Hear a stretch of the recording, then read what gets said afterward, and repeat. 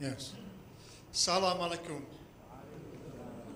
A very good morning and a very warm welcome to see such a tremendous turnout to this conference.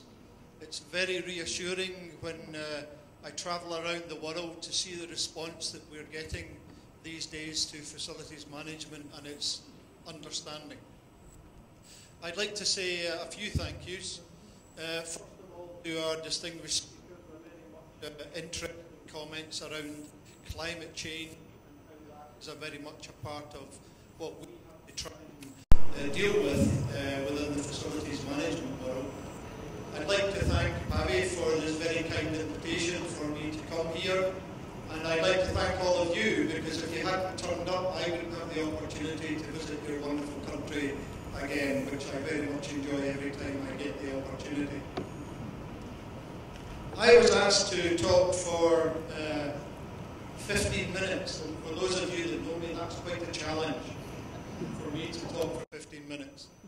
And this was the subject matter of the conference that I was given, and I don't know what that means. So I'm looking forward to this conference to find out from those of you that are much more clever than I am about the context of that conference topic. But I was asked to talk a little bit about facilities management, and I'd like to do that if I can make this work. So, what really is facilities or facility management? By the way, in the ISO committees, we've spent more time debating, should it be facilities or should it be facility? Okay? So what we decided to do was, at the very beginning of the ISO standards, we make a statement that they both mean exactly the same thing. So thereafter in the standards we call it FM, and then it doesn't get too emotional. But in the UK, supposedly the home of the English language, facility means a building, or does it? And in the UK, we use the term facilities. Facilities management means lots of different things to lots of different people. And that's okay, actually, because it depends where you're looking at FM from. So it's not about what we think it should be, it's about what the organisations and the clients that we serve need it to be. And it doesn't really matter if it contains every one of these comments up here behind me, or just a few. Our job as facilities managers is to deliver what we're asked to deliver on behalf of our clients efficiently and effectively. I'm going to talk a little bit about the ISO committee. And for those of you that don't know, the committee is here in KL.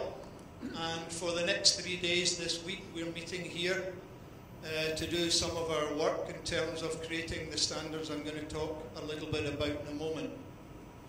That, if you haven't already heard it, is the official international definition of what facility management is. And I'm going to come back to that in a moment, because there's some very important messages in there. And for those of you that have never been involved in trying to create standards, especially standards that can be applicable anywhere in the world, it's actually a very long and tedious process, because we've got to make sure that the words that we use are meaningful wherever they want to be used anywhere in the world. So, although it's a statement, it's a very carefully contrived statement that has a lot of meanings in it, and I'll focus in to some of that in just a moment. So what really is facilities management? And I looked up, there's lots of different dictionaries and definitions that you can refer to, and I looked up one of the Oxford English Dictionary definitions of facility or facilities. A place, piece of equipment for a purpose. And we sometimes forget that the built environment is just a tool. It's no more, no less than that. It's a tool for us to do something else. This tool at the moment is to accommodate us so we can communicate and share knowledge and information. A natural ability to do or learn something well and easily. Okay, we can live with that. Management, and there's interesting definitions here. A process of dealing with or controlling things or people. That's okay. But I was quite surprised at the second comment, trickery or deceit. Now that's actually quite helpful in facilities management, because a lot of what we do is deal with people.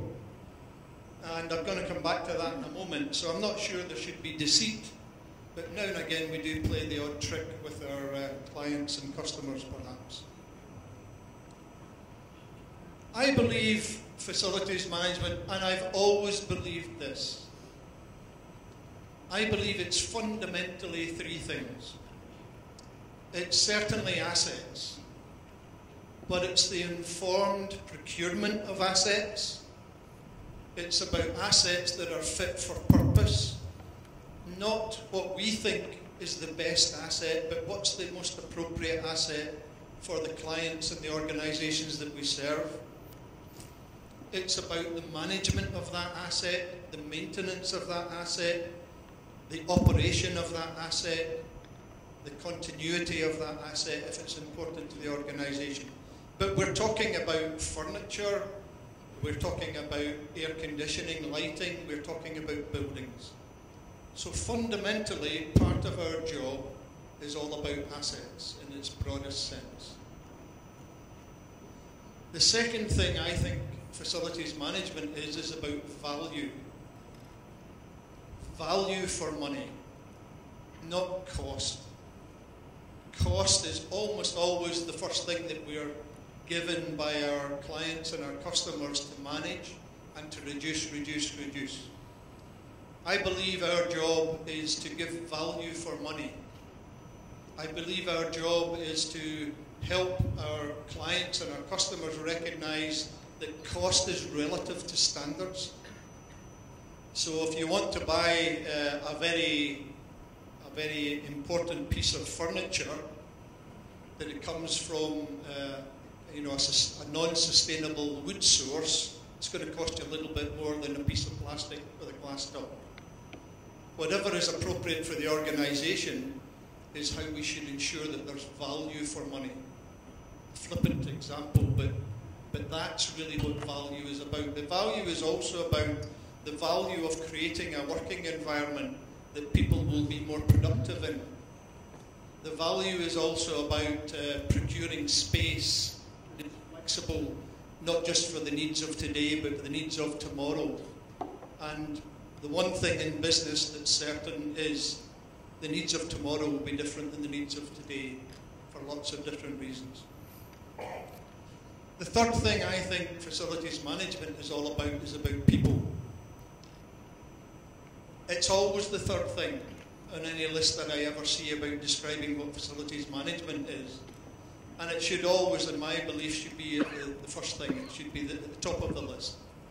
I looked at the agenda for our conference today, and whilst there's a lot of eminent speakers coming the rest of the day who will educate us and share knowledge around lots of topics, none of them are about people. Now, they will embrace people, I'm quite sure. But I believe the people that we serve, our customers that sit in our workplaces, the people that consist of the organisations that occupy those workplaces, the people that are affected by what we do, and we were talking a moment about climate change and the impact that we have in our job on the environment in which we work, and the people who live in that environment, we affect them. And of course the people that work for us. How we motivate them, how we develop them, how we support them, how we make them realise that the job they do is a critically important job. Whether it's the cleaner that cleans when we're not there, whether it's the receptionist that has to keep smiling, whether she wants to or not, at the reception when we all arrive and give her a hassle. Whether it's the girl that answers the telephone. So our people, for us, in the facilities management world, I believe are absolutely, unequivocally our most important asset. We don't always see it that way when we're under pressure from our clients and costs, etc., etc. So let me go back to this statement that I just showed you. And I'll highlight that there. It's about people, place, process, built environment. And I'm glad to say the people comes first. And it's also about the quality of life. If my clicker starts working again. It's not working.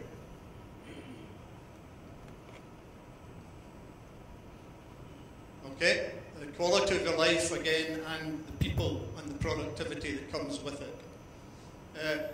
It's the only factor in there that's mentioned twice, and I'm glad to see that. That was the outcome of the deliberations of the 44 countries that were involved in creating these standards on your behalf. I want to touch on this just very briefly, because I was asked to talk about facilities management.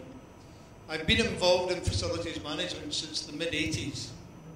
That's a long time. And there's a lot of things, technology's not new in the FM world, but I believe this is critically important today, because the technology that I'm talking about is the technology that's going to enable us as facilities managers to transform the way that we do our job. That is typically what FM has been in terms of technology. We've had CAFM solutions, we've had maintenance management systems, etc., that have helped us do our job. But I believe that is about to change. And I believe the tipping point is in today's technology, and you're going to hear a little bit about technology later in the day, is giving us the tools and the abilities to be extremely proactive, to be innovative, to transform the way that we do our job. And I believe the future of FM is going to be totally integrated with technology. So those of you that haven't already got there, open your eyes to the potential of technologies and how it can influence how we do our job. So back to the subject matter of the conference, and back to ISO committee, just to give you a little bit of information about what's been happening. The ISO committee was established back in 2011. And why did we bother trying to establish an ISO committee? Why? Because FM is emerging all over the world. It's one of the fastest growing professional disciplines today in the world. But we all do it our way. And I remember speaking at a conference many years ago where it was a real estate property management conference, and there was a guy there that gave me the message to say, you guys will never be taken seriously until you have standards. And that was when I got involved in the standards world, because he was absolutely right. So we started in 2011 to bring the collective knowledge together, because from a commerce and industry perspective, we're a very small community. So we need to collaborate, we need to come to events like this to share the knowledge and the experiences that we've all got internationally. In 2017, we published the first 3 standards, international standards in facilities management. That's the numbers of those 3 standards up there. But the one I want to focus on a little bit is 2018, we will publish ISO 41001. That is the first management system standard in facilities management. What a management system standard is, most of you will be familiar with ISO 9001 for quality. It's the biggest selling ISO standard in the world today. 41001 for facilities management is going to be a similar standard. In other words, you can be accredited as being a facilities management company or a facilities management department within your org. I believe that this is going to be one of the most significant things for our sector to get facilities management recognised as a professional, strategically important discipline within the built environment sector. The ISO committee is meeting here in KL this week to finish the work on that standard. So by the time we leave Malaysia, that work will be done. It won't be published until early next year. But this is a significant standard for everybody in this room, because I believe it will do probably more than most things to raise the profile of what we do and the importance of it and the impact that it has on the environment, on people, on business and commerce and government.